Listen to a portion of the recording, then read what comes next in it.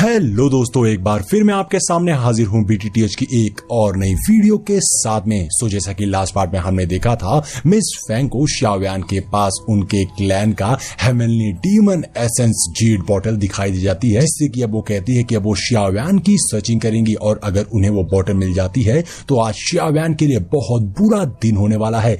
और अब एपिसोड की शुरुआत बिल्कुल उसी सीन से होती है जहां पर मिस फेंग अपनी सर्चिंग टेक्निक का इस्तेमाल करते हुए शाओयान की बॉडी में उस जेड बॉटल को ढूंढ रही थी, मगर उन्हें कुछ भी नहीं मिल रहा था, जिससे वो परेशान होने लग जाती हैं और कहती हैं ऐसा कैसे हो सकता है। जिस पे शाओयान कहता है क्या तुम्हें सच में कुछ भी नहीं मिला। अब शाओयान की स्माइल देखकर मिस फेंग समझ जाती हैं और वो शाओयान से कहती हैं आखिर तुमने किया क्या है, तुमने हेवनली डीमन एसेंस ब्लड को कहां पर छिपा के रखा है, जल्दी मुझे बताओ। लेकिन यहाँ पर मिस फेंग अब मुसीबत में पड़ चुकी थी, क्योंकि तभी पीछे से मास्टर फेंग जुनजी कहते हैं लगता है मिस फेंग अपनी हार को बर्दाश्त नहीं कर पा रही हैं। अच्छा यही होगा कि अब तुम पीछे हट जाओ, क्योंकि अगर अब तुमने कुछ भी किया तो मैं ये नहीं दिखूंगा कि तुम हेवनली डीमन क्लैन से हो, मैं यहाँ पर एक्शन ले लूंगा। अब यहाँ पर मिस फेंग को शाओयान पर बहुत गुस्सा आ रही थी, लेकिन वो कुछ भी नहीं कर सकती थी। ये देखकर ल्यूजी भी कहते हैं लगता है मेरे डिसिपल मिस फेंग से कोई मिस्टेक हो गई है, और वो मिस फेंग को समझाते हुए कहते हैं कि अब इस मैटर को और ज्यादा मत बढ़ाओ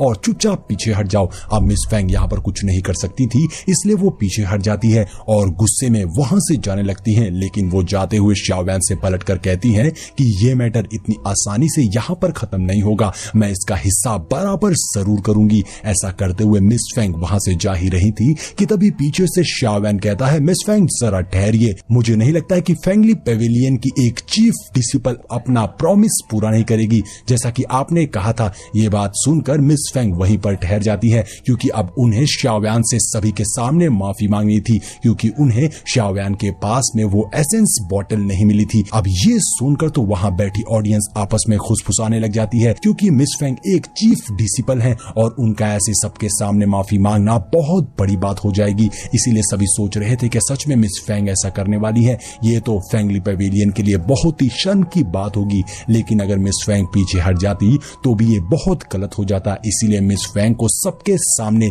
शाओयान से माफी मांगनी पड़ जाती है और वो कहती हैं मैं उम्मीद करती हूँ कि शाओयान मुझे माफ जरूर कर देगा। ऐसा करके मिस फेंग वहां से चली जाती हैं, लेकिन मिस फेंग बहुत ही ज्यादा गुस्से में थी। अब ये देखकर मास्टर फेंग जुनजी आगे आते हुए अनाउंस कर देते हैं कि फाइनली इस कंपटीशन का विनर डिक्लेयर हो चुका है, और साथ ही यहाँ पर फेंग जुनजी ये भी अनाउंस करते हैं कि अब फेंगली पेविलियन और शाओयान के बीच का जो भी मैटर था खत्म हो चुका है, इसलिए अब इस बात को यहीं पर दबा दिया जाए जैसा कि ली जुन ने वादा किया था। अब इस बात पर ली जुन भी आगे आते हुए कहते हैं ठीक है, मैं आज इस मैटर को यहीं पर खत्म करता हूं। लेकिन साथ ही वो शाओयान को धमकी भी देते हैं कि अगर तुम्हारे पास जो 3000 थंडर टेक्निक है, जो कि हमारे क्लैन की एंशिएंट टेक्निक है, अगर फ्यूचर में ये टेक्निक तुम्हारे हाथ से किसी और के हाथ में चली गई तो मैं तुम्हारी जान बिल्कुल भी नहीं बख्शूंगा, मैं तुम्हें खुद अपने हाथों से मारूंगा। इस बात पर शाओयान कहता है कि मैं इस बात का पूरा ख्याल रखूंगा। और अब मास्टर फेंग जुनजी आगे आते हुए कहते हैं क्योंकि ये कॉन्फ्रेंस भी खत्म हो चुकी है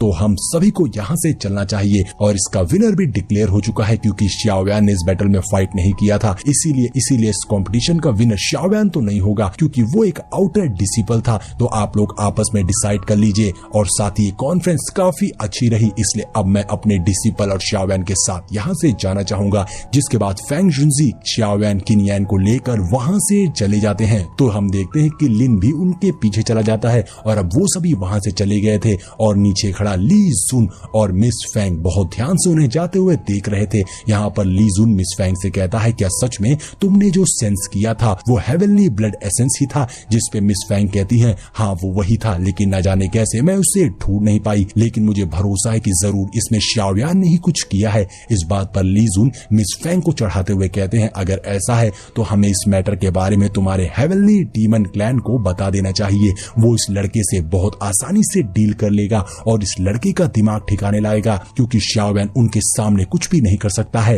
इस बात पर मिस फेंग भी मान गई थी, और अब सीन चेंज होता है और हम शाओयान को फेंग जुनजी के साथ में जाता हुआ देखते हैं, जहां अचानक से ही शाओयान की तबीयत खराब होने लगती है। तो लिन यान उससे पूछता है क्या तुम ठीक हो? जिस पर फेंग जुनजी पलटकर शाओयान को देखते हैं और कहते हैं तुम तो इंजर्ड हो। जिसके बाद फेंग जुनजी वहां पर एक माउंटेन को देखते हैं और अब शाओयान और बाकी सभी को लेकर उस माउंटेन पर चले जाते हैं जहां पर शाओयान खुद को हील करने के लिए बैठ गया था। शाओयान कल्टीवेट कर रहा था और उसकी बॉडी से स्ट्रेंज फायर बाहर निकल रही थी, लेकिन शाओयान को यहाँ काफी तकलीफ हो रही थी, जिस पर लिन यान कहता है आखिर शाओयान को क्या हो रहा है। तभी शाओयान अपने अंदर से कुछ हेवनली डीमन ब्लड एसेंस को बाहर निकालता है, जिसे देखकर फेंग जुनजी और साथ में किंग यान दोनों ही शॉक हो गए थे कि आखिर सच में ये शाओयान के पास ही है। लेकिन यहाँ पर प्रॉब्लम ये थी कि अब शाओयान की स्ट्रेंज फायर उस ब्लड डीमन एसेंस के साथ में मर्ज नहीं हो पा रही थी और अब शाओयान डाउ जोन पर भी पहुंच चुका था, लेकिन अब इससे वो एनर्जी बहुत ही वायलेंट हो रही थी,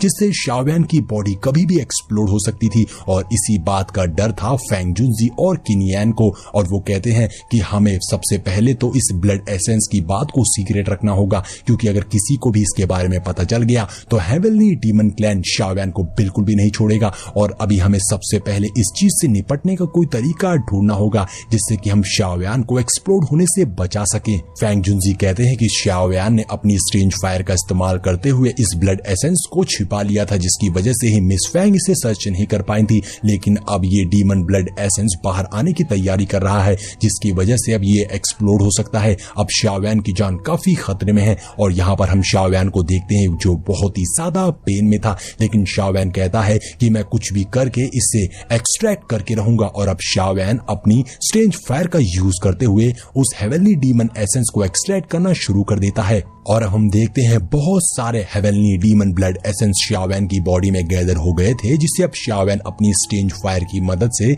अपनी बॉडी के अंदर ही रिफाइन करना शुरू कर देता है और अब उससे बहुत सारी रेड एनर्जी बाहर को निकलने लगी थी। और यहाँ पर शाओयान देखता है कि वो हेवनली डीमन ब्लड एसेंस को कंट्रोल कर पा रहा था और उसे रिफाइन कर रहा था, जिससे अब शाओयान की बॉडी की स्ट्रेंथ भी काफी ज्यादा बढ़ने लगी थी। लेकिन तभी अचानक से वो एनर्जी बहुत ही ज्यादा वायलेंट हो जाती है, जिससे अब शाओयान को बहुत ज्यादा तकलीफ हो रही थी। इसीलिए अब शाओयान उससे बचने के लिए उस हेवनली डीमन ब्लड एसेंस को एब्सॉर्ब करना शुरू कर देता है, लेकिन इससे शाओयान बहुत परेशान हो गया था। यहाँ पर फेंग जुनजी जब ये देखते हैं तो उन्हें भी अब शाओयान की फिक्र होने लगी थी। तभी किंग यान कहती है भले ही ये एंशिएंट एम्प्रेस ब्लड बहुत ही पावरफुल है, ह्यूमन बॉडी को इंप्रूव करने के लिए इसका बहुत ही ग्रेट इफेक्ट है, ये बहुत ही यूजफुल है, लेकिन इसी के साथ ये बहुत ही खतरनाक भी है, क्योंकि अगर इस एंशिएंट एम्प्रेस ब्लड को आपकी बॉडी हैंडल नहीं कर पाती है, अगर शाओयान इस ब्लड को एब्सॉर्ब नहीं कर सकता तो इसकी बॉडी एक्सप्लोड हो जाएगी और ये मारा जाएगा। लेकिन लिन यान को इन सब पर यकीन नहीं हो रहा था, उसे लग रहा था कि किंग यान कुछ ज्यादा ही बढ़ा चढ़ाकर बात कर रही है, इसलिए वो कहता है ये एक लिटिल मैजिक ब्लड एसेंस है, तुम्हें नहीं लगता है कि ये कुछ ज्यादा ही बढ़ा चढ़ाकर बात कर रही है? यकीनन शाओयान के पास इससे बचने का कोई ना कोई रास्ता जरूर होगा। जिस पर किंग यान कहती है क्रिस्टल ब्लड पर एक्सटर्नल फोर्स से फोर्सफुली यूज करने से भले ही अगर शाओयान इससे बच भी जाए, लेकिन इसके बाद शाओयान को बहुत ही सीरियस इंजरी को सफर करना पड़ सकता है, जिससे वो मुसीबत में पड़ जाएगा। अब ये सब सुनकर लिन यान भी घबरा जाता है कि ये तो सीरियस मैटर है। तभी फेंग जुनजी कहते हैं शाओयान ने कुछ सोच समझकर ही ये फैसला लिया होगा, इसलिए हमें उस पर भरोसा रखना चाहिए। फिलहाल हम इंतजार ही कर सकते हैं कि आगे अब क्या होगा, और अब तुम बाहर जाकर गार्ड करो ताकि कोई भी यहाँ ना आ सके। जिस पर किंग यान और लिन यान केव से बाहर चले जाते हैं, जहाँ किंग यान ने एक बैरियर बना दिया था शाओयान को प्रोटेक्ट करने के लिए। इधर शाओयान लगातार एंशिएंट एम्परर ब्लड को एब्सॉर्ब किया जा रहा था, जिससे उसे बहुत ज्यादा पेन हो रहा था और वो जोरों से चीखता है, जिससे काफी स्ट्रॉन्ग एनर्जी निकल रही थी।